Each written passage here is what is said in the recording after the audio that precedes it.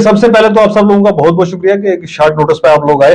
साथ ही साथ मैं कहना चाहूंगा कि भाई आप आज विसाखी का दिन पे है, उसकी मुबारकबाद। इससे पहले ईद गई है, उसकी मुबारकबाद। साथ में नवरात्रे चल रहे हैं, उसकी मुबारकबाद। आज का जो प्रेस कॉन्फ्रेंस का हमारा जो मकसद है वो इसलिए है कि भाई आप देख रहे हैं जिस तरीके से एक नाम लेते थे आपके गोदी मीडिया, लेकिन गोदी मीडिया बनाने वाले कौन लोग हैं? वो यहाँ की पॉलिटिकल पार्टीज ही हैं जो गोदी मीडिया को बनाती हैं। अभी एक रिसेंट एपिसोड हुआ है 2 दिन पहले, राजौरी के अंदर एक जर्नलिस्ट है रियाज चौधरी, वर्ल्ड रिलेशन के नाम से उनका पेज है और बहुत अच्छे तरीके से वो काम कर रहे हैं। उनको धमका के ये कहा जा रहा है कि जी आप जो है सिर्फ किसी एक पार्टी विशेष की जो है न्यूज वो वगैरह चलाओ, तो अदरवाइज ऐसा मत करो, नहीं तो आपको मारेंगे, हम आपको ये करेंगे वो करेंगे, इस तरीके की धमकियां दी गई हैं। आज की प्रेस कॉन्फ्रेंस का हमारा मकसद ये है कि भाई हम राजौरी एडमिनिस्ट्रेशन से, डीसी साहब से और एसएसपी साहब से ये रिक्वेस्ट करना चाहेंगे कि भी इमीडिएट इसके ऊपर एफआईआर लॉन्च की जाए। और एफआईआर करने के बाद ये कौन लोग हैं ये एंटी नेशनल एंटी एलिमेंट्स जो है उसके अंदर, इनको पकड़ के बार्स के पीछे रखा जाए। ये हमारी आज की प्रेस कॉन्फ्रेंस का जो है डिमांड है।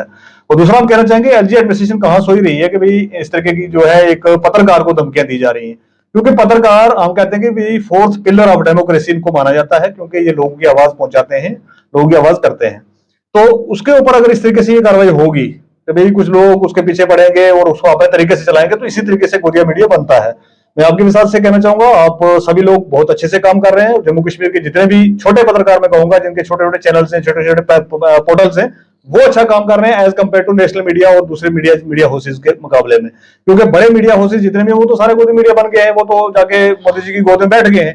लेकिन अब छोटे चैनल्स को भी अगर पार्टीज के द्वारा इस तरीके से डराया जाएगा, धमकाया जाएगा, तो ये कतई बर्दाश्त नहीं किया जाएगा। तो मैं एक बार दोबारा से आपकी विसात से, राजौरी एडमिनिस्ट्रेशन से, एलजी साहब से और वहां खासकर राजौरी के डीसी साहब से और एसएसपी साहब से गुजारिश करता हूं कि इमीडिएट इसके ऊपर एफआईआर की जाए और इसकी कार्रवाई जो है वो लाई जाए। वहां से सुनने में आया कि कुछ लोग ऐसे भी हैं जो गवर्नमेंट मुलाजमीन है। तो मैं पूछना चाहूंगा कि वो इलेक्शन कमीशन ऑफ इंडिया इस टाइम कहां सोया हुआ कि भाई गवर्नमेंट मुलाजमीन जो है वो मीडिया फैटर्निटी के लोगों को, मीडिया के जर्नलिस्ट को, मीडिया के उन लोगों को जो पेजेस चला रहे हैं, अपने जो न्यूज लोगों की दिखा रहे हैं, लोगों की आवाज उठा रहे हैं, उनको अगर धमका रहे हैं, तो इस टाइम पे क्या उनके लिए मॉडल कोड ऑफ कंडक्ट नहीं है? क्या मॉडल कोड ऑफ कंडक्ट सिर्फ एक आम आदमी के लिए है? क्या मॉडल कोड ऑफ कंडक्ट सिर्फ सोशल और ऑर्गेनाइजेशन के लिए है कि भाई कोई काम ना कर पाए, कोई कुछ ना कर पाए? मॉडल कोड ऑफ कंडक्ट जो है वो मुलाजमीन के लिए है और इसको इंप्लीमेंट होना चाहिए। खासकर राजौरी के अंदर जो इंसिडेंट हुआ है इसके हम कंडेम करते हैं, सिरे से इसको खारिज करते हैं और इलेक्शन कमीशन ऑफ इंडिया से रिक्वेस्ट करते हैं कि जो भी मुलाजमीन इसके अंदर पाए जाए, क्योंकि उनकी video recording, voice recording time के साथ जो है वो